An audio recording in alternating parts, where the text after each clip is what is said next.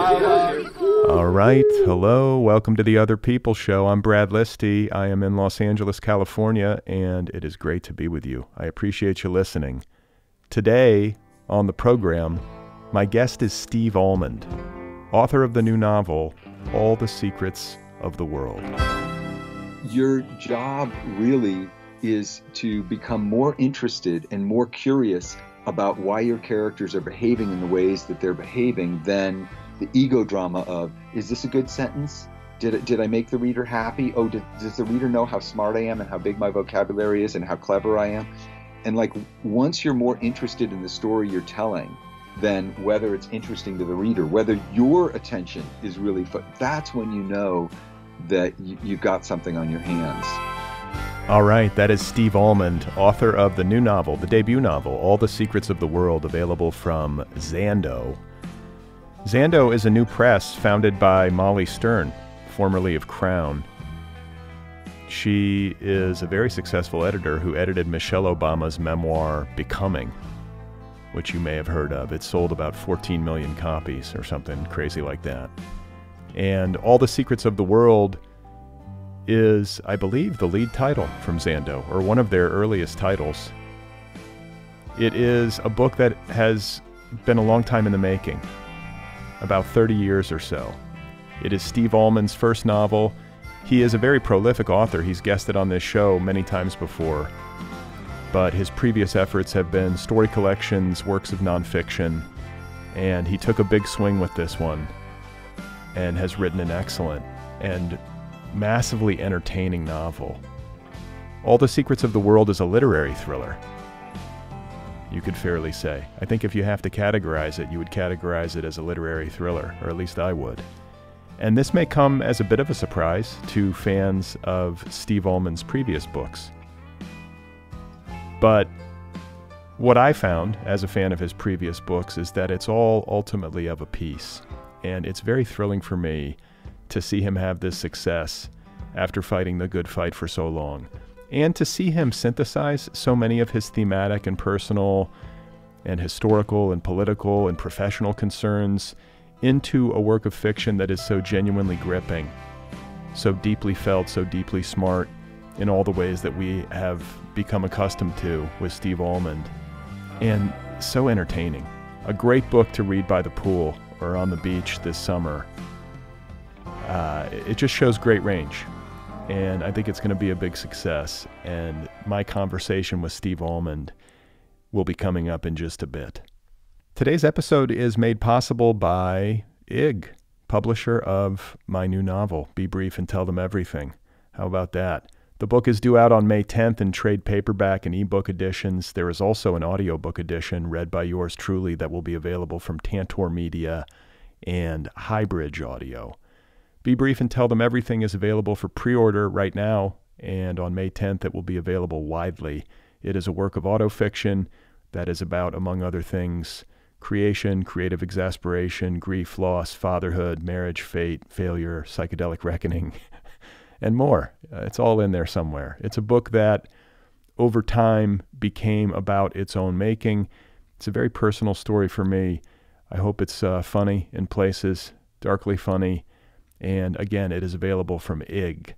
I also want to say that I have some events coming up to celebrate the launch of my book. The full list is available over at bradlisti.com, but I'll go over just a few of them right now. On May 9th, I'm going to be doing an in-person book launch event at Chevalier's here in Los Angeles at 7 p.m.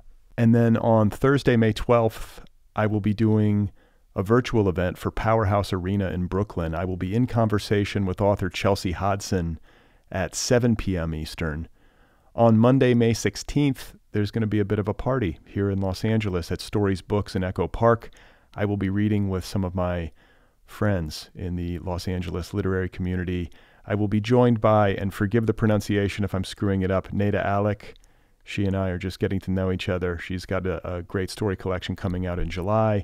Duncan Birmingham, Melissa Chadburn, and Milo Martin, the poet Milo Martin. So these are just the first three events coming up. There are more. If you want to see the full list, go to bradlisti.com. There are virtual events, in-person events. You can RSVP. I would love to see you either in person or online. I should also say, as a bit of an announcement, that I will be guesting on this program next week. So there's a bit of news. After all these years hosting the show, I'm going to be the guest, and Steve Almond will be interviewing me. He and I are going to switch chairs. So you'll hear me interviewing him this week, and then next week, the tables are turned, and Steve Almond will be the one asking the questions, and I will be the guest on this show. All right, so I think I've gotten through my little list, and it's time for the main event. It is time for my conversation with one of my favorite contemporary writers, a truly gifted human who has been working hard and doing great work for a long time. I am so pleased to see him have this success with his new novel, All the Secrets of the World, available from Zando. Here he is, folks. This is my conversation with Steve Almond. All these failed novels that I'm always kvetching about are really partly failures because I have not conceived of a character who is not me, externally, who I can somehow enter into the experience of and come to know and love deeply. Love them deeply enough to see them through the kind of trauma that Lorena experiences. And I don't know, Brad, I have no idea where she came from, but I know that I instantly wanted to explore what it would be like for her to, kind of be seduced as a girl who's grown up as a dreamer. I guess that's what they would call her now. Yeah. Like let's just, for listeners who haven't read yet, let's give like broad strokes, like bio of Lorena. Like, who is she? So Lorena Science is born. She's like 13 when the novel opens. She's in 8th grade, and she is Honduran American. Her dad's El Salvadorian. Her mom is Honduran. They've come over to give her really a better shake in things. And her older brother's undocumented. Her father's undocumented. Her mom's undocumented.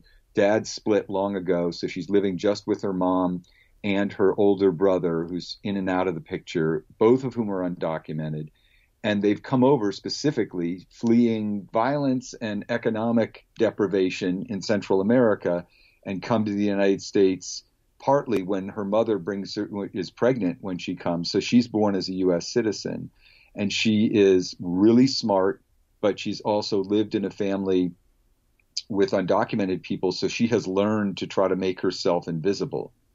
And as the novel opens, she is, paired with a wealthy classmate for a science fair project and is brought into the orbit of this wealthy white family called the Stalwarts. This is all happening in Sacramento in 1981 on the eve of sort of the Reagan Revolution. And I know where that part of it comes from, Brad. I was a kid growing up in Palo Alto, California, in a part of Palo Alto. Now it's, Techville, it's Silicon Valley land. But back then in the 70s, it was kind of like a sleepy academic suburb. And I was living in South Palo Alto in an area that was predominantly lower middle class and going to like an elementary school that was where whites were the minority. And I would ride my bike as a soccer player. I would ride my bike to play in a practice downtown Palo Alto. And, there were just these huge mansions with big shimmering lawns, the color of money. And I remember thinking like, wow, okay, we're living in this little Eichler that's 900 square feet, and I'm sleeping in the same rooms with my brothers. We're not poverty stricken by any means. My parents were both doctors, but they lived well below their means, and partly because they were kind of ex-hippies. And I knew that there was like great abundance surrounding me. Palo Alto was near to Los Altos Hills. And when I left that elementary school and went to junior high and then high school, I entered a world where the kids who were in honors classes, many of them were just very wealthy. So I know that I was interested in the collision of classes probably from that experience. But Lorena herself and where she came from and how she started to act on her own, that is something I am blissfully unaware of. And I mean that because the artistic unconscious always makes better decisions. Like if I tried to figure out where she came from, I think she would have, fallen through my fingers like sand.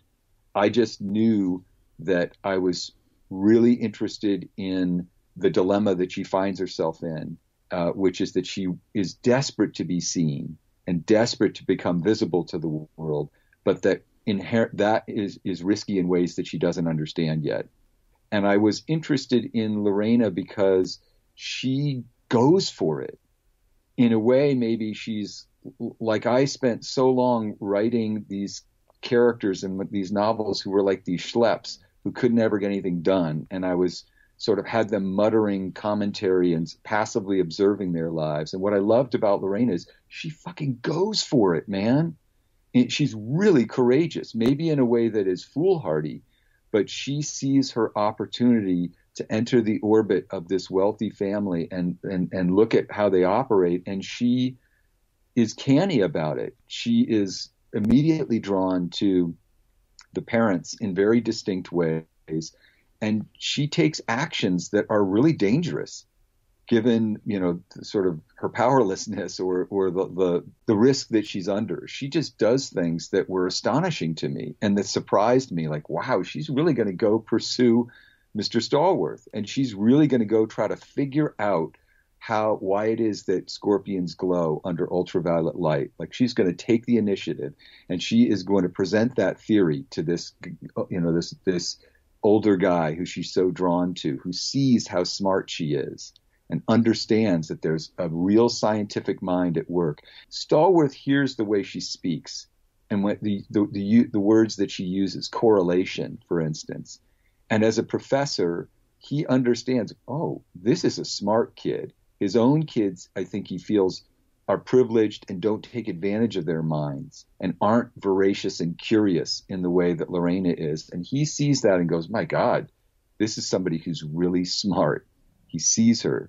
And that is for her like, water to a cactus or something. She's just desperate for that sense of somebody seeing her. And she's also turned on. She's 13. He's this, sexy older man. Her dad has gone missing long ago. So it's very confusing and confused in the way that I'm probably somewhat familiar with, because I do have, 2 teenagers now in the house. So I think I was drawn to a teenage character because they're so vulnerable and their frontal lobes aren't fully developed. They're making dangerous decisions. Well, shit, that's what you want, is a character who's making dangerous decisions. And you don't even have to give them booze. They're just going to take risks because that's the nature of how they move through life.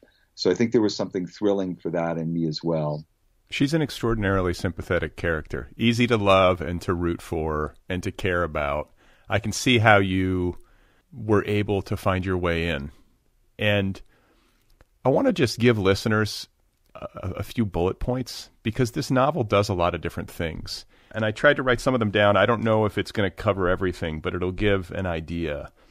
This is a novel with deep social concerns, a novel that addresses political themes, racial themes. It is a crime novel. It functions at that level for me. It is a period piece, which, I loved as a child of the 80s. There was a lot of great little detail in there that I recognized, like the vanilla wafer cookies. like some of these things came back to me, it was very astute and relatable. And also it made me think wow, I was a kid in the Midwest. You were out in California. You had the same shitty snacks that we did. Right. It was universal. So am I missing anything? Is there anything else big that you feel like you were going for in this book that I did not talk about? No, you got it. But it makes it difficult because, and believe me, you couldn't knock me over with a feather that I wrote a thriller, because it is a thriller. Yes. And, that's the thing that had been lacking in all of my failed efforts at novels, was plot and pushing things forward. And I was almost racing to keep up with, holy cow, the instigation and escalation of all these scenes and the way that every single character is bearing secrets, both about themselves, secrets that they're keeping from themselves, that they're not willing to look at. Stallworth and his illicit impulses, he's sort of trying to hide from that, but also secrets that they're literally keeping from other people. Lorena walks through life with a secret, my mother and brother are here illegally. And if we have an encounter with an authority, I have to worry about their deportation. Every character has all of these secrets. Jenny, the friend who she has got like a ton of secrets that she's keeping, and they just keep doing that. And that to me was just thrilling to be able to write these scenes in which all the possibility of a dangerous revelation was always just one misstep or comment or confession away. And so for me, like the thrill of writing a book that's actually so crazily plot driven and propulsive that I just had to keep up with it. And I couldn't worry about am I entertaining the reader? Do I seem smart enough? All that crap, that ego drama that I was engaged in with all the other books just receded. And I was like, holy crap, Lorena's got to get out into the desert. She's got to find the campsite. She's got to do this. She's got to do that. That took over. And for me, I think I needed that. But I also was kind of thinking in a larger way, like I've been thinking about this because I just wrote this piece about like the thrill of a pre-internet novel. Like it was so thrilling for me to write about the world that you and I grew up in, where the big innovation was like a calculator. And there was no screens, there was no GPS. It causes the characters to interact in a way that feels far more familiar to me without the mediation of screens. Yes. Right. And they have to, like Lorena has to figure out, how am I going to get here? What adults' aid am I going to have to enlist? What lies am I going to have to tell them? All of that for me was completely thrilling. And then to also have like the Reagan era, which is so misunderstood. Like people sort of look at it through this gauzy haze of nostalgia. Now the right in this country is in this eugenic psychosis where it's like, yeah, we're going to take refugee kids and who are traumatized already, and we're going to rip them away from their parents. That's what the U.S. government does now. But the seeds of that were planted in the Reagan era, the very idea that people are inherently evil. That was Reagan's idea. There's good people and there's evil people. And it's racially coded, though I'm not going to say that part out loud. And the job of the state is to keep white people safe from brown people and rich people safe from poor people.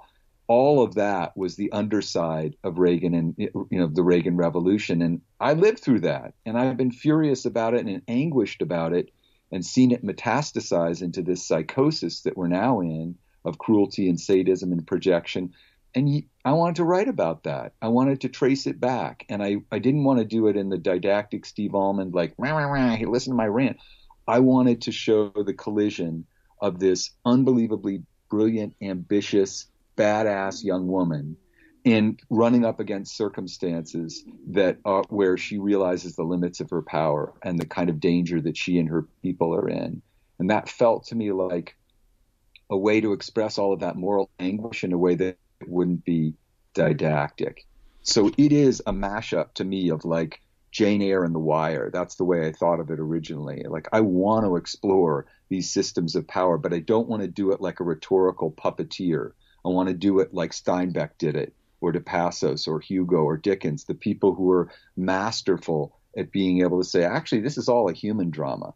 And there is morality involved, but there's also these larger systems of power. And until you investigate them and how they warp people's incentives, you haven't properly written the book, because you've just flattened people out into villains or victims. And that's not the case. Everybody's a combination of the two, right? For people who have read your previous books, in particular your nonfiction, I felt in a writerly way, and at the level of being like a friend of yours who's talked to you through the years about these books.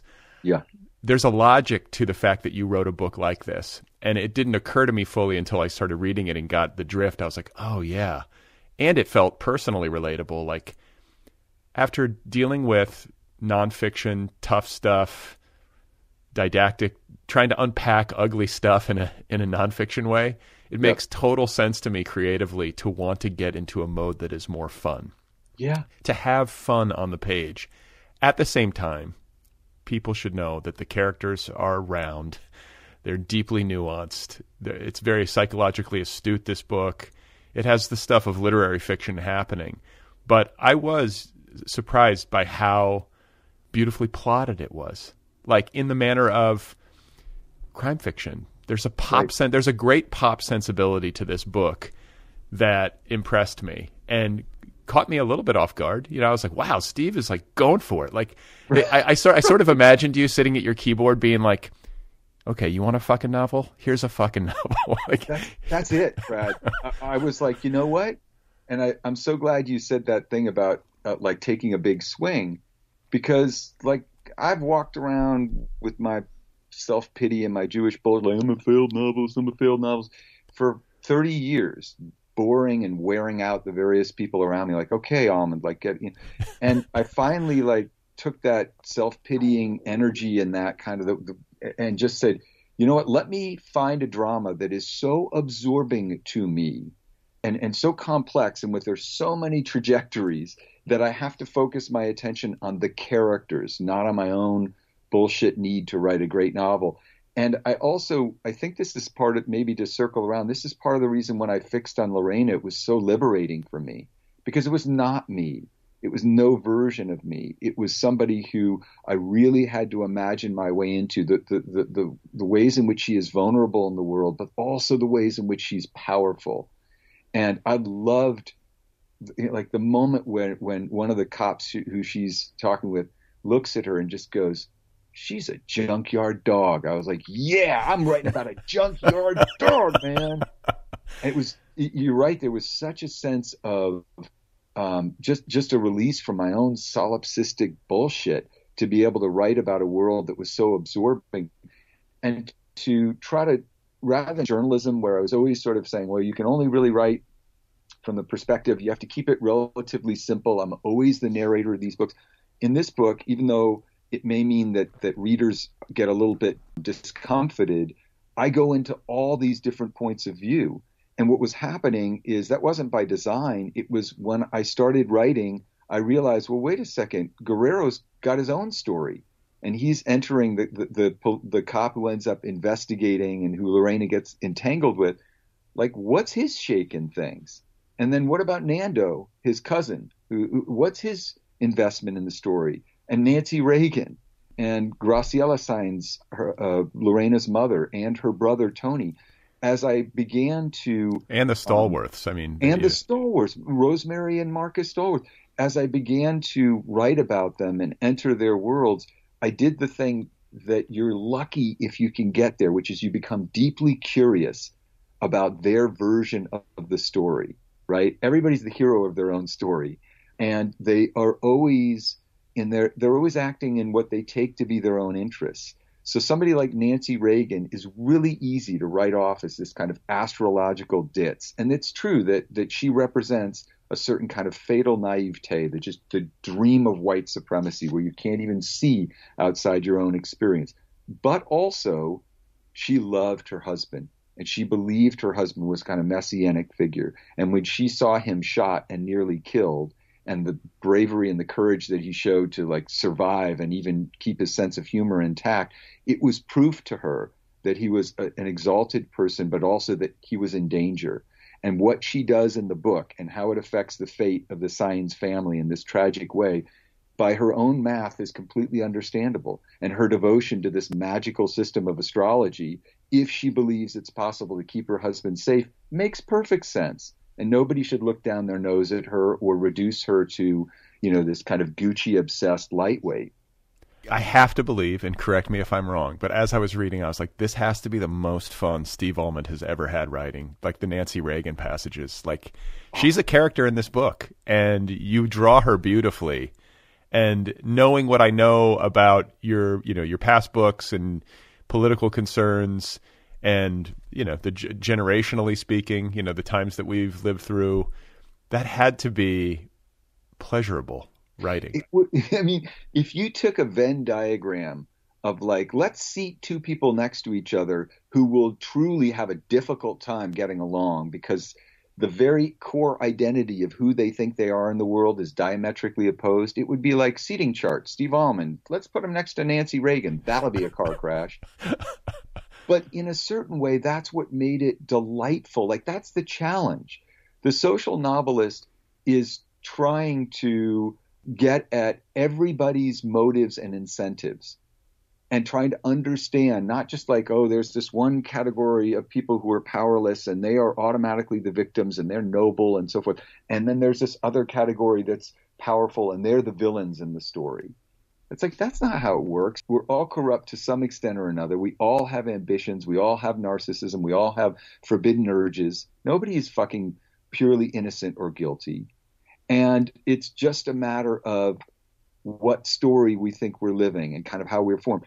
And that's the challenge for me was to go into Nancy Reagan and not flatten her out. Right. And say, if she's going to play an important role in this story, as I think she does, she suddenly appeared and she started messing around with the fate of these other characters from a position of great power. I'm not going to leave unexamined what she thinks she's up to, because that's ultimately a failure of the moral imagination. And the writer's always trying to get the reader to think like, hey, don't write anybody off. We're the fools in charge of forgiveness. That's our gig. That's what we're supposed to be up to. And that applies to everybody. So that for me was really exciting, because I realized, well, a social novel doesn't have to be finger wagging. It can actually be totally compassionate, because it's trying to get inside everybody's head and heart and understand why they're behaving as they do. That's beautifully said. And I think like you're operating in the gray zone where I always end up, I feel like. But I think it can be easy as a creative person to get into something like writing Nancy Reagan and to flatten her out, as you said. And I could feel your restraint and I could feel your compassion in drawing her. And I'm imagining it might have created a new relationship between you and her. Completely.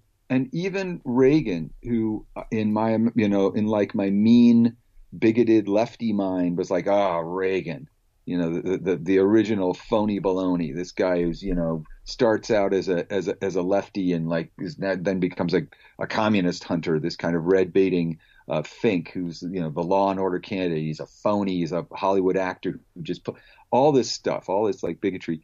And then I, read the accounts and did a lot of research into what he did and said and how he behaved during the assassination attempt on his life. And it was like, holy cow, this guy was courageous. This guy was really badass. And that doesn't mean he didn't do destructive things, but I think we fall into this habit of thinking that the right loves to flatten out into cancel culture, where we can only think in a binary. And it's so antagonistic to our work as storytellers. Because the truth is, everybody is just full of this incredible complexity. And your job is, or at least for the thrill of the novel for me, and the reason I was kind of having so much fun that I wasn't even feeling doubt or worry about, like, will this sell or any of that crap, was because the characters were coming up against one another in these extreme circumstances. And I knew that all of them were like basically so vulnerable, because they all were in one way or another had a secret that they were guarding. They were on the run. Their lives were falling apart. They were in retreat from a kind of sorrow about their circumstances that they weren't able to face. They were imperiled by external circumstances. Everybody, all of them were wounded.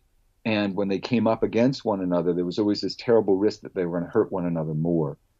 And, it was just, not in a cruel way, but I felt for all of them. And there was a real sense of danger in all the scenes that made them really fun to write. And I foolishly, in like early drafts, didn't even realize there were certain scenes where I was like, I didn't even write this scene, but I've been building a ramp to the moment when Lorena and Rosemary Stallworth have to square off. And they both know things about the other. And there's so much at stake here. Why didn't I? Of course I should be writing that. It took like beta readers to read the manuscript and for me to realize, wait a second, there's like an obligatory emotional scene that I haven't even gotten to, that I've been building a ramp to. So it wasn't like the first draft through I'd had it all figured out, but what I had figured out was a plot that was where there was so much danger swirling around that there were certain scenes that clearly I had, like I was missing out. It's like a big, beautiful, juicy plum, and I hadn't even bothered to pick it. You resolve each of the different narrative threads satisfyingly.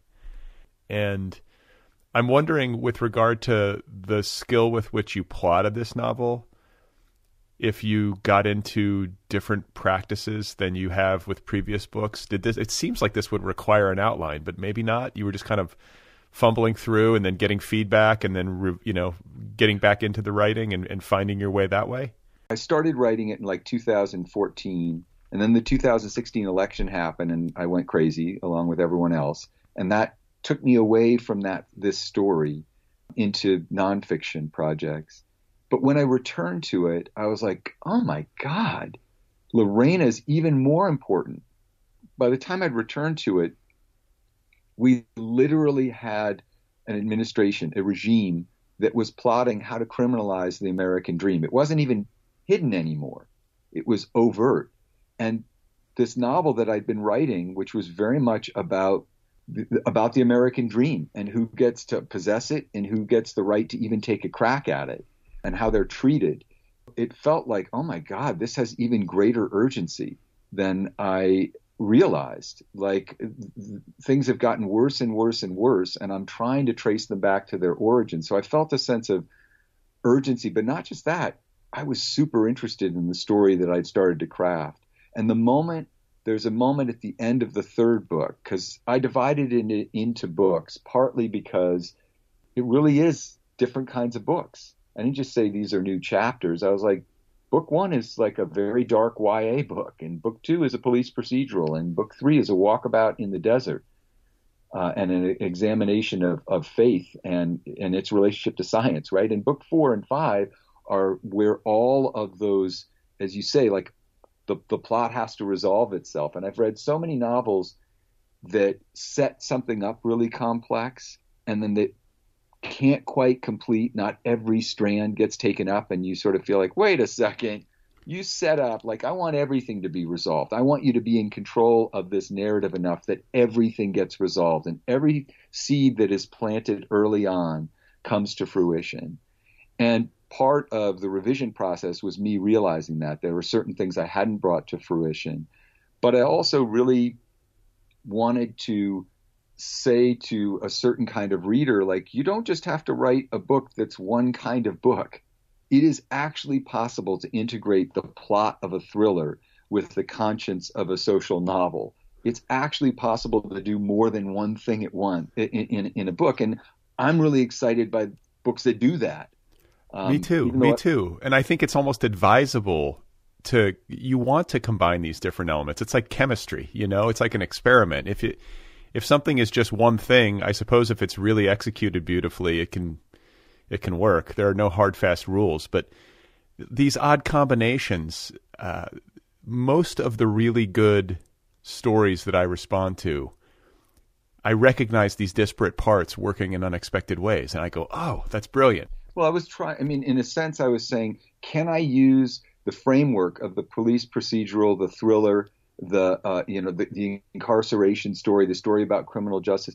Can I take that and also make it an exploration of people's personal corruptions and secrets and ambitions, the literary part of it? And can I also tell a story that is a parable about how we arrived in the America we're in today? Can I trace some of this back to its origins? And, there are some people, I recognize that when I leave Lorena's close point of view and sort of leave book one and go into the world of police procedural, like there's some people going to be bummed. There is a price for the decisions you make. And, but for me, the thrill of it, and probably the reason that I was able to drive through it, was because every book was a new and distinct book, and it offered me a chance to do something else, to explore the natural landscape of the desert, or to explore the mores that exist in certain kinds of religious communities that are quite fanatical and justifying the stuff they want to be able to justify. Like, I kept encountering these new worlds and characters who were completely fascinating to me. And, again, there's a risk to that, because when you spread the point of view, you don't get as much of a deep immersion in a single perspective. But as you say, like, Lorena is there she is the through line to the whole thing. And as the novel continues, it was clear to me that it wasn't really going to be done until I had seen her through, to figure out, does she survive this? And how does somebody survive this? And how do they go from somebody who's got so much potential, but a great ceiling that they're running up against, and then has to suffer a tremendous difficulty and trauma? Like, how does that person plausibly emerge and become, somebody who leads a life of deep meaning and doesn't transcend the trauma, but is able to make a meaningful life, become a teacher herself? And that took a lot of work, because you can't bullshit that. You can't award somebody a happy ending. It's just the reader's not going to buy it.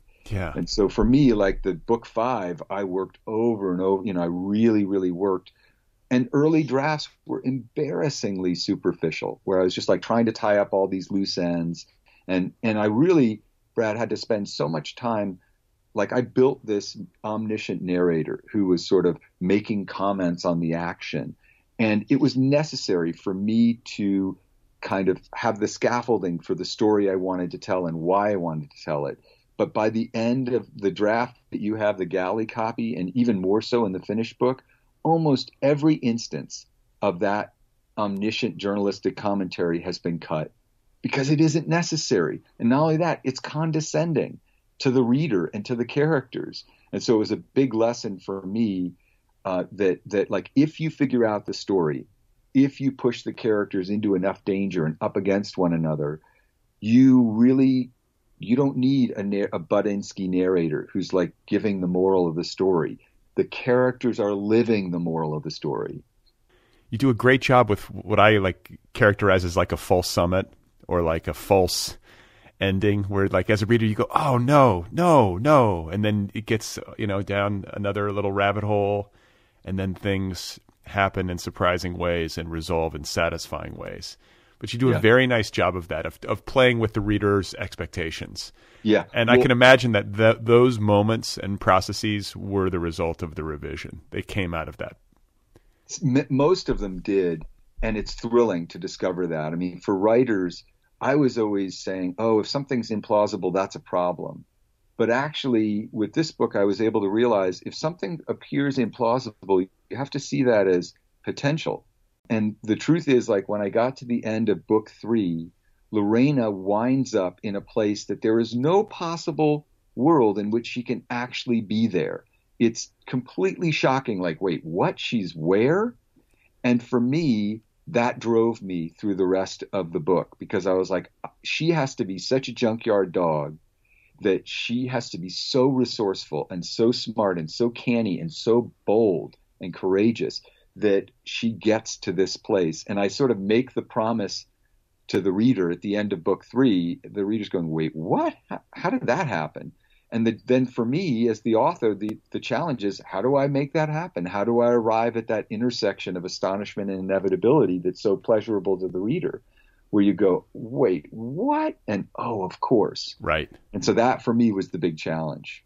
I always say it like this, like, your job as a writer, your job is to write about the stuff you can't get rid of by other means. So for me, that's all the stuff that has haunted me for all these years, and because I, been unable to successfully write a novel. Once I'm writing this thing, there's a lot that I'm trying to get in there that's been haunting me. But your job really is to become more interested and more curious about why your characters are behaving in the ways that they're behaving than the ego drama of, is this a good sentence? Did I make the reader happy? Oh, does the reader know how smart I am and how big my vocabulary is and how clever I am? And like, once you're more interested in the story you're telling than whether it's interesting to the reader, whether your attention is really that's when you know that you've got something on your hands, when the ego drama recedes and the genuine curiosity about what's going to happen to these characters. And I found that happening over and over again. There's this character in the book, Van Dyke, who's this like unctuous, oily private detective. And he's a minor character early on. And then I realized, like, again, as with all these other characters, like, this guy's oiliness is really interesting to me. The way that certain people work a situation and figure out what angle will get their palms greased. Like, that is interesting to me. How does that person operate? How do they try to sort of finagle their way into situations like this, where, like, again, another kind of person would be like saying, oh, how can I help, or how can I just be sympathetic? He's saying, how can I profit? Right.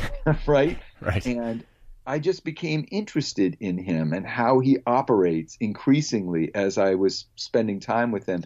And so, he starts to make his way into the book because I become curious, like, how does that guy see things? So I think I didn't view it as hard work. I viewed it as really exciting. Yeah, well, maybe that's the smarter way to view it, Yeah. It's just like with the plausibility issue. Once I sort of realigned my thinking and thought, oh, Almond, this is great. You're really going to have to write like 200 more pages to make the reader believe this and feel it.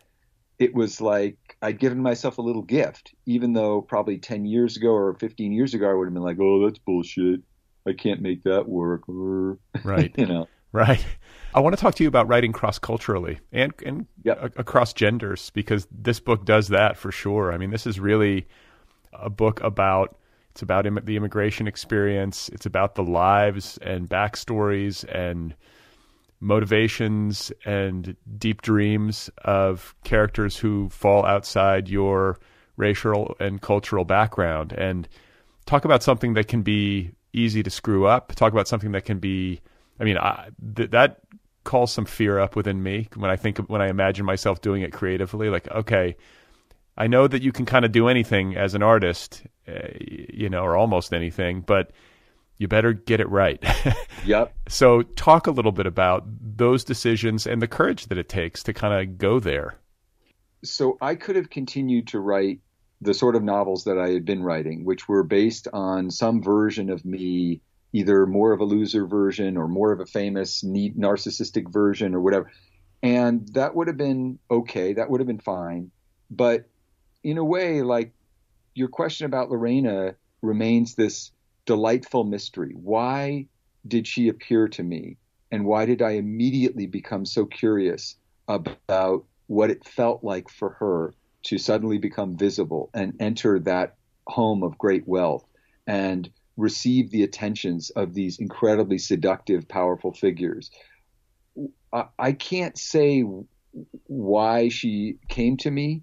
I can only say that I knew that I wanted to write about her and understand her experience and travel with her through the world.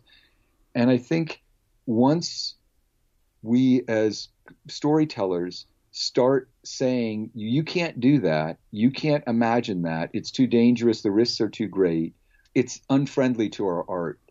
Otherwise, all of us become representatives of our particular demographic, our socioeconomic history, our racial history, our gender, our sexual preferences. And, it's not the artist's only job to imagine their way into other kinds of lives. There's plenty of beautiful, amazing autofiction, now called autofiction, right? Margaret Duras' The Lover. Like, we know that that's like partly her experience and based on her experience. And every novel, every good story has elements of autobiography in it, consciously or unconsciously. That's what we're drawing on. But the big question that I think that more people should ask is, who am I choosing to pay attention to? Who am I choosing to pay attention to? Now, once I say I'm going to pay attention to Lorena, I'm going to pay attention to her older brother who's undocumented and his mother who's undocumented. I'm going to pay attention to a Mexican-American police officer whose background is very different than mine. You do run the risk of exploiting them, of writing about them in ways that are foolish or naive or condescending. And that risk exists. And the question isn't should you do it or not, but are you trying to be as sensitive and empathic and thoughtful to all the characters as you can? And if you fall short of that, as somebody writing from a position of privilege about characters who are terribly, terrible vulnerability, you should be raked over the coals for it. So what about doing it and then trying to do like quality control, in the revision process? Did you have like Latinx people read and give you feedback to make sure that you rendered it in a way that was authentic and empathic in all the ways that you described? Yeah. So I definitely had a bunch of people reading. Jen DeLeon, who's a wonderful novelist and nonfiction writer, who's I think she's a U.S. citizen, but her folks came from Central America, and she was a great reader for me, cultural expert, sensitivity, whatever term. And she was brilliant in really digging into, does this feel right? Are you getting it right? Are there places where you are, falling victim to colorism and all kinds of stuff that I wouldn't have thought about, because I am living cosseted within my maleness and my whiteness and my upper middle classness. I just am. I'm not fucking awake to everything that I might be getting wrong, because I haven't been up against the same bigotries and boundaries as the characters I'm writing about, period, end of sentence. And I also believe that this idea that the best people to tell those stories are the people who have lived them, that's true. That's probably true. And we have reached a moment after many years of guys who look like us and sound like us and love the sound of our own voices like us, having dominion over bell letterers, over the literary establishment. We are reaching a long overdue reckoning with that, so that other kinds of stories are becoming foregrounded. So we can't live in this, what, Ta-Nehisi Coates calls this like dream of white America. Like, it's about fucking time. But the other question then for people like me is, well, wait a second, then should I just keep writing about my own experience over and over? And should I be inhibited about trying to understand and enter into like the writing of a social novel that takes on characters of all varieties, of all types, all kinds of economic, socioeconomic status and sexual preference and gender and race and ethnicity and even legal status? And the answer for me was, I want to write about all of them, because they all have to live in the same world, and they're colliding in these ways that are so monumental every day in real life, not just in the novel that I constructed. And if I fall short, or I get things wrong, or I'm treating them in a way that's lazy or exploitative or not sufficiently merciful, then good. We should have a conversation about that. And I'll take my lumps as long as we're actually talking about the plight of undocumented people in this fucking country, rather than assuming that they're, criminals. Yeah. Like, that's a good outcome for me. To answer your question, so I had like Jen read it, and my friend Paul Salopek, to whom the book is dedicated, who grew up, he's an Anglo, but he grew up in Mexico from I think like 6 to 13 or 14. And he's a brilliant investigative reporter who I met down in El Paso, and who was really an immersive reporter who understands and wrote about the realities of living in Mexico, of immigration, of how the border operates, did some of the most breathtaking reporting, went on to win a couple of Pulitzers. And, he's a really brilliant investigative journalist and just storyteller. So he was very helpful. I gave it to my friend Karen Lynch, who's a wonderful writer, who's also a police officer in the San Francisco Police Department around the same time as the book is sent, because I wanted to see, am I getting these parts right? I gave to my friend Victor Cruz because I wanted to get his read on it. I gave it to a number of women because I wanted to get their read on it, most prominently my wife, who was brilliant in diagnosing what the book needed to do. And so I gave it to lots of people to try to get these early reads, and also to sort of realize, like, this is not coming out, like, this book was inevitable for you to write, because I also have spent a lot of time as an investigative journalist before I became a fiction and nonfiction writer or a creative writer. And so I spent the early part of my career writing stories about, like, the Bird Road rapist, who was a guy who was railroaded down in Miami with totally flimsy evidence because they needed somebody to be arrested because this was the Bird Road rapist. In my book, it's the Death Valley Killer. Well, the precursor to the Death Valley Killer is the Bird Road rapist. And I wrote this story about this Cuban-American immigrant who was essentially railroaded. And I don't know, 5 or 10 years after those stories ran in the newspaper that I worked for, sure enough, the Innocence Project, there was a DNA rape kit, and he was fully exonerated and released from prison after 26 years. We know about this because that's the other reason it rather than thinking, oh God, you're setting it in the 80s, you're going to lose all this wonderful technology. Actually, dramatically, it's more interesting to me, because before there was DNA evidence, it was much easier for the powers of the state to become mobilized against somebody who really wasn't demonstrably guilty, because the evidence, the physical evidence, was ambiguous because the technologies didn't exist yet to make them more precise. That was another place where something that I might have viewed as a plausibility problem was actually an advantage to setting the novel in a time where there was not DNA to tell us definitively one way or another, and therefore it was up to the human beings involved with all their flawed motives. But I did, as much research as I could into everything, whether it was scorpion biology or the way that the history of Mormons who eventually ended up emigrating to northern Mexico. Like, I tried to do as much research as I could, but I think the main thing that you try to do is to really think deeply about who each of the characters is and what their incentives and motives are, what story they're born into. And that is and whether you truly love them or feel sympathy for them, it's that kind of fraudulence where the reader really has the right to say, hey, you're exploiting, you're engaged in trauma porn. You're not really interested in the systems of power that have rendered these people powerless or that have made them vulnerable. You just want to write a story with blood and guts in it, or where somebody has bad things happen to them. And those are the places where I feel like it was, in a way, the most exciting for me to really try to enter into, for instance, the deep trauma that Tony, Lorena's older brother, carries in his life.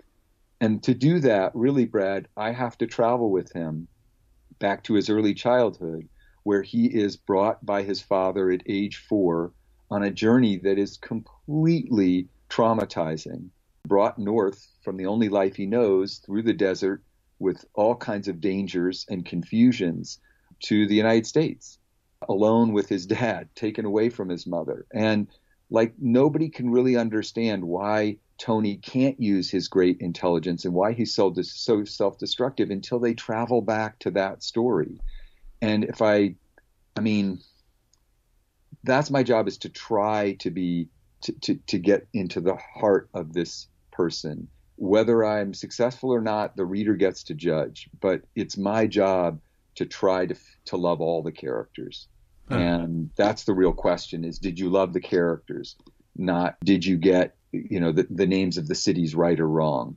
That kind of thing. Yeah, no, that's wise. That's wise. And it gives, I think, a nice, clear directive when it comes to doing this kind of work. It's not about the surface stuff at the end of the day, though the surface stuff matters. You do have to you want to get some details right. You don't want right, of course. You don't want to screw up the little small brushstroke details of a culture, but it's about heart.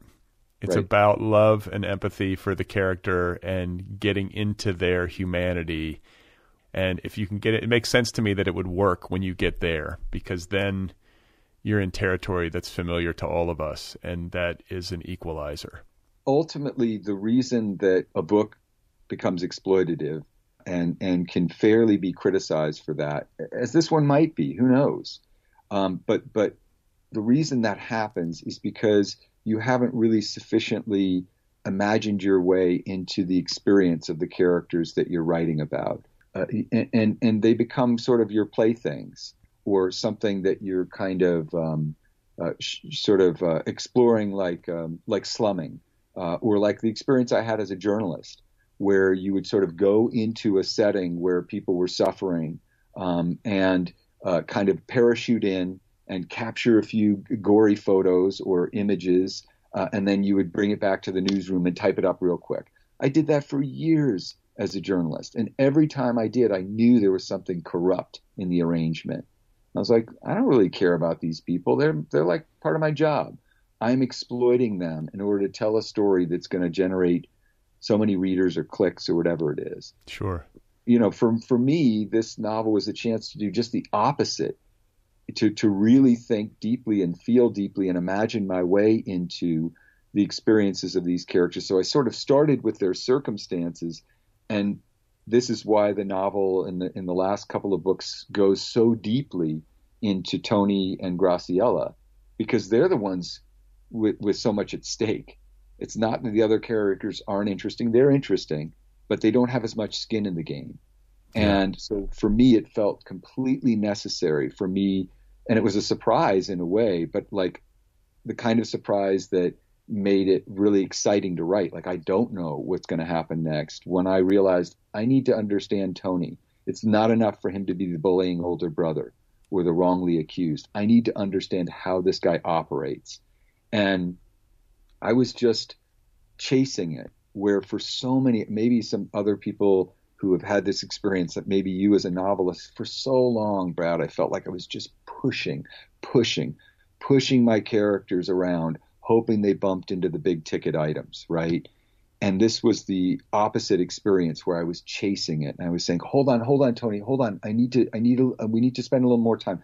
I need to understand what happened. What was that journey like? What did it smell like? What did it look like?" And that's the thrill of revelation. For me, that was the feeling that kept drawing me towards it. And it wasn't, I'm going to take a big swing, or I'm finally going to write a big social. It wasn't any of that.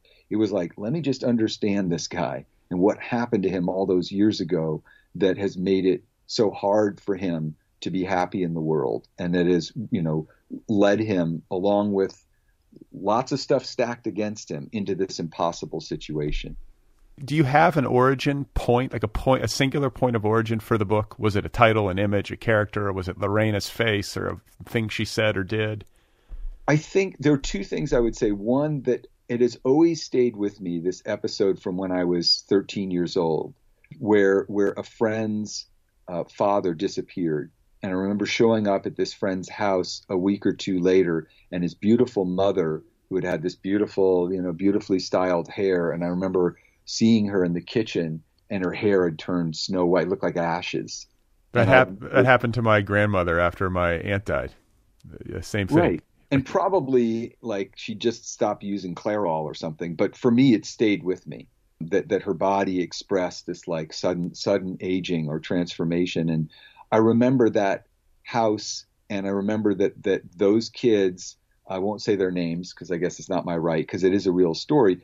But I remember that they had like snakes in the house, and they once had a black widow, and that I used to be terrified but also excited going over there. I remember they had a swimming pool, and there was some sort of naked shenanigans in the swimming pool. And all of that shows up in the book, right? So there's that kind of stuff that's sort of the core memory, that seeing the scorpions in the desert, living on the border, being able at age 21 or 22, my first job out of college, having grown up in the suburbs, gone to school at some New England elite, liberal arts college, suddenly living in a place where literally my balcony overlooks the Rio Grande, and I can see the day maids coming across the river every morning to just come and work in the United States, and with the bags on their head, and scrambling up the embankment and being freezing cold and having to dress and hope the INS isn't going to catch them. Like, I saw that. That was me sipping my latte, like watching that, like, welcome to America. So, that stuff I can consciously say I drew on. Some of those scenes wind up in the book. But I'll tell you the moment that really tripped my trigger and that really made me excited to like plunge further, which is at a certain point, Lorena goes to Jenny Stallworth's big fancy house, and is invited over for dinner, and immediately the mom kind of settles on her as a not an orphan, but somebody who needs more attention and guidance and benevolent white savioring or whatever. And the dad, who's this hirsute, sexy guy, but very quiet and gruff, is there as well. He's supposed to help the girls with their project, and she's immediately drawn to him because he sees her intelligence, and he's driving her home after this dinner. And Brad, that scene like took on a life of its own, because at a certain point he's driving in his Jeep, and he gets to her little apartment, her family's apartment in this rough part of town, and the door to his Jeep is stuck. It's hard to open. So he reaches across her to open the door, and the hairs of his forearm and lightly brush against a little bit of exposed skin on her belly. And there's this moment where something passes between them that is undeniable and primal. And the moment that happened, which I was not expecting at all, I was like, oh, holy shit. There's a lot more trouble in Dodge City than I realized. And that was very exciting. when that kind of thing happens, I don't know where it comes from. That's the wonder of it. But it was the kind of thing that I knew made the story bigger and more complicated. So I want to talk about the long struggle a little bit. I mean, we've alluded to it, but I think listeners, particularly those who are writers, can always benefit from hearing a writer talk openly about the long struggle. I mean, you have fought the good fight as a writer for a long time. You've tried to write a novel for a long time. Yeah. And you didn't give up, and you got it done. And how does it feel now? You know, like looking back, like what's your perspective on the difficulties, some of which are self-created, others of which, you know, come from the outside? Like, how do you view it? Well, like on better days, if you know what I mean, like on the bad days, I'm like, oh God, all that wasted time, all that dumb, all those paragraphs you wrote, all those sentences that you worried the language, like, you idiot, you should have, whatever, that whole narrative. On better days, what I do is I go, okay, so like the way I describe it is, because I wrote about this for this piece for Poets and Writers, you know, there's this, I wrote about everything I tried to learn from all the failed novels, because I wrote about 4.5 failed novels, or novels that would never be published and did not deserve to be. And for a long time, I had the attitude they were just failures, rather than viewing them as, okay, you found out what doesn't work. What can you learn from it? And you had the discipline to write in the long form. You just weren't ready to. What decisions did you make that led to this bad outcome? That it's not just that it didn't find a place in the world. You knew it didn't deserve to have a place in the world. And what I realized is, like, so there's this video online where this cat is trying to leap onto a roof, and somebody in internet meme style has like written over the cat all these theorems, mathematical theorems and equation, as the cat is sort of sizing it up. And you know, like the cat's really working the angles. And then the cat launches itself and plummets out of the frame because it comes nowhere close to getting the roof, right? It just goes whoosh.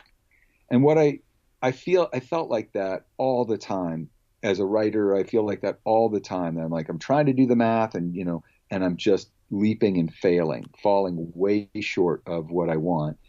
And what I realize is, like, the way the cat gets onto the roof isn't that their math improves, and it isn't that their legs get stronger and they go to the cat gym and get buff. That's not how it works. What happens is they're standing on a mountain of failure, and that's the thing that allows them to get to the roof. And for me, in healthier moments, that's what I do. I say, okay, for whatever set of reasons, lack of imagination or talent or forgiveness or focus or whatever it is, I couldn't get to the roof. But I accumulated enough failed experiments that intuitively I started to understand, like, make different decisions. Don't try to write a book that is in one point of view. Don't try to write a book that is a version of you. Make sure that you have a plot that is really interesting, and understand that every scene should be instigating or escalating action and should trigger a further scene. Like, all these things that I could see my previous novels didn't do, places where they just got marooned. I, not consciously, but I think unconsciously, just got tired of failing in those particular ways and took different approaches. Not with my big conscious brain, but I think unconsciously. And that's what I mean about sort of standing on a mountain of failure. Like, I'm a slow learner. I had to fail enough times at this particular form because it's just much harder. You know, you have a novel. It is incredibly difficult. Well, before I let you go, I want to talk a little bit about the publication process for this book, because if I'm not mistaken, it is the first title for a new press called Zando. Is that right? Yeah, that's right. So this is the inaugural title for a new press that was founded by some publishing industry veterans. And can you just talk about, like, the book sales process? Because you've gone out with books before. You know what it's like to, go around trying to find a publisher. But you've never gone out with a grand entertainment like this, which is more commercial, to be frank, than other books you've written, in the broad sense of things. So you just talk about what it was like. It would be hard to be less commercial than some of my titles. I can relate. What's Almond's brilliant marketing scheme? I'm going to write a book about an obscure novel. Yeah, that will sell. So anyway, yes, I was aware that I had written something that was a thriller in a way. I mean, it's a social thriller, blah, blah, blah, but it's a page turner. That's how I felt writing it. I hope that's how it feels reading it. And I am not likely to do that again. It'd take me a long time and probably really, if I'm honest, like all those failed novels to do it. So I didn't have that feeling that I sometimes have, that like self-righteous Steve Almond, I don't need an agent, I'll just send this out and I don't need the intervention of some pimp and blah, blah, blah. I was like, yeah, I've got this shot, and it's not that I want to get a big advance or anything like that, but I do want to make sure it lands with an editor who really gets what I'm trying to do, and like a publisher will help me put it out in the world, so there's some wind in the sails and I don't have to work the oars so hard. So that has been Zando. They are, Molly Stern was Gillian Flynn's editor, Michelle Obama's editor. She was the head of Penguin. She was a big deal. Brilliant editor, brilliant finder of books, and a really smart publisher. And then she hired Emily Bell, who is like, I'm going to start quelling, because you dream to have such an editor. She came from FSG, where she'd been for a decade. I mean, Molly Stern basically hired her dream team of all the people she most respected, and wanted to create a press that didn't just throw 50 books against the wall and hope that one of them stuck, but like tried to figure out how to create imprints and partnerships that would make sure that every book had a chance to do really good, that it would be discovered in some way. Now, how they do that is beyond my ken. I don't know whether they'll figure that out and how, but I can tell you that they have, like, the experience has been fantastic. And Emily Bell in particular was just an unbelievably smart, sharp editor for this book, as every other author who works with her ends up saying. And I just, you dream of that. In the end, I don't care a lot about how much the book is sold for or what the name is on the spine. All I care about is, does the editor and the house itself get what I'm trying to do, and will they help me make it better, period. That's the end of my concern. And Zando has completely been a dream to work with in that way. They got what I was up to, and they took a risk for the reasons you mentioned. I mean, there are real representation issues to have a middle-aged white guy writing from all these different perspectives, some of them of, across ethnicity and culture, socioeconomic, all that. And I think that they had the feeling that the agent who represents me now, Jenny Ferrari Adler, had, which is, okay, yeah, I get that, but I just sailed through this thing. I just tore through it because I haven't read anything this exciting for blah, blah, blah. That was the preeminent thing that they were responding to, was that they were really excited by the story and the characters, and the rest they could figure out. Whatever risks it incurs or how much they should invest in it or any of that nonsense. Like, to me, that is a lower category concern. The central thing is it a good partner, because they get what I'm trying to do and they believe in it. The market will have its say, right? I'm not sitting there like, I'm glad it got optioned real quick, because people who read it were like, I can see it. It's like a movie. And I was like, yeah, I guess it is. I finally wrote it's like a cinematic piece of work. I was going to ask this. So it did get optioned. Like, what's the status of that? Well, it got optioned for like a really good, surprisingly good amount of money. And they have a writer attached to it who's a veteran guy, really smart, talked with me about the book. He clearly totally gets what it's about. And, it was written for this guy, John Feldman. He's written for The Wonder Years and Newsroom and all these different shows. But something being in LA, like, everything gets optioned. It's whether they make it or not. And to me, I have no control over that, but I'm just delighted that they were interested enough in the story that they were like, hey, we would like to make images, or we see that this is something that would be a really exciting visual story to tell. So maybe that'll happen. But the most important thing. And if it does, great, I'll be so delighted. And it's not that I don't care what they do, but they get to make their own artistic decisions. What I was concerned about with Zando is, do you get the decisions I'm trying to make, and how can I make them better? And Emily Bell was so precise.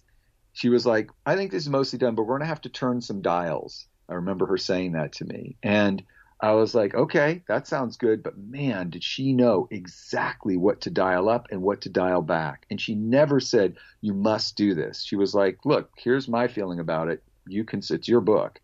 And I just thought, where did she come from? This is the dream editor who is low key but very precise in their observations and lets the writer, because I think I might have gotten my hackles up if it was another sort of editor saying you must do this or you must do that. She was very much like, here's what I'm picking up on. And it took me sometimes a couple of days, but I almost in every case was like, yep, you're exactly right. That's what you want. That's exactly what you want. No more and no less. Well, I'm super happy for you. It's great to see. I love seeing this sort of thing happen where somebody sticks it out and wrestles the thing to the ground and has such a success. And it's just a kind of breakout creative thing for you. It must have been such a joy in so many moments to write this thing. And I just congratulate you on it. And I hope that, I don't know. I hear what you say. You almost always have to create a new thing from a mountain of failure, but maybe this time just create that mountain faster. Yes.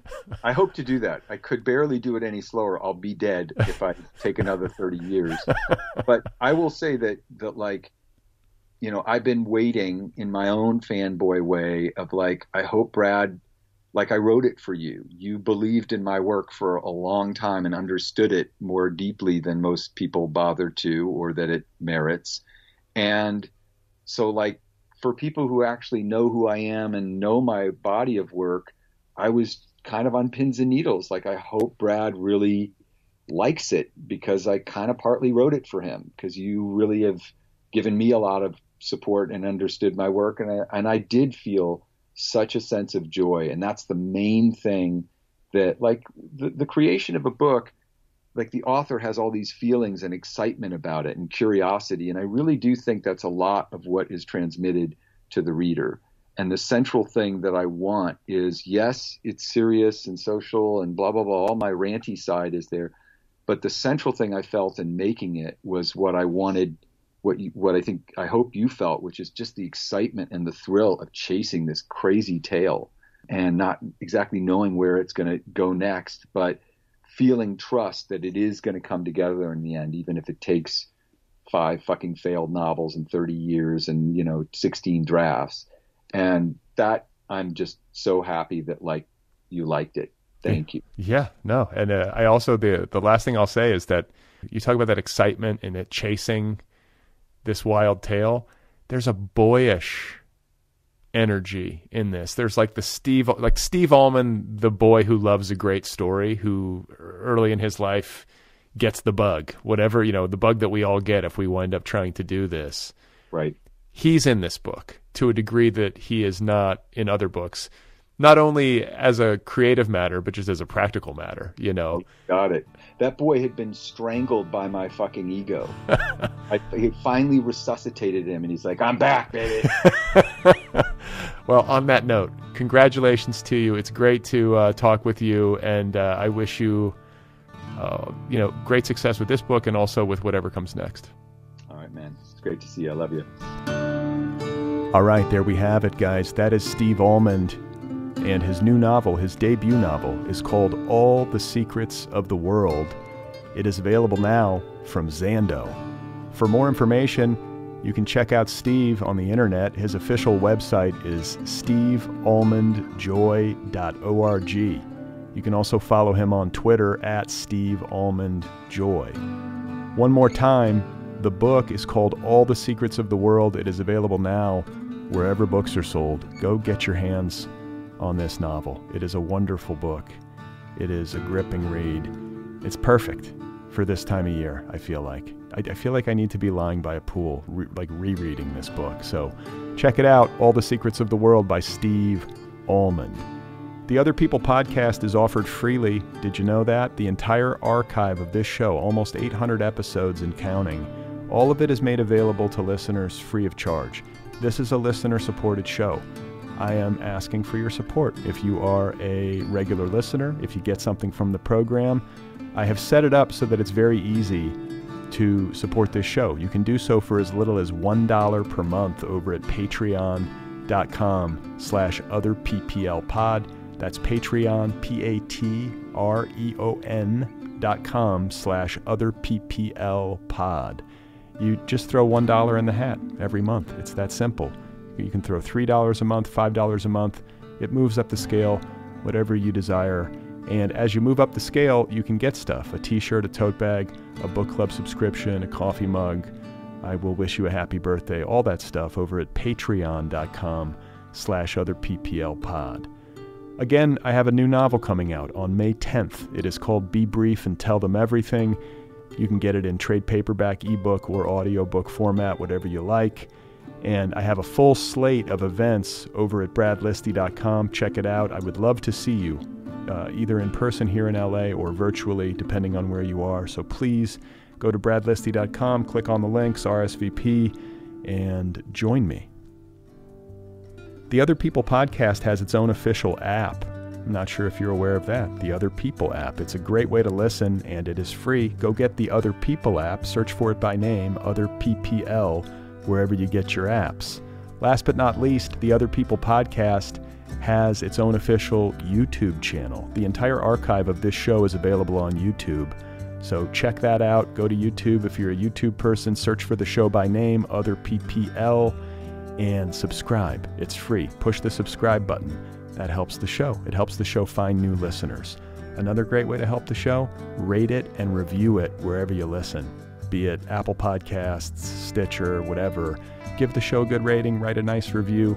That also helps the cause. All right, so I think that's it. I will be back next week as the guest on my own show. I will be in conversation again with Steve Almond, except this time he will be the one conducting the interrogation. So I'm looking forward to it. Thanks again for listening, and I will talk to you soon.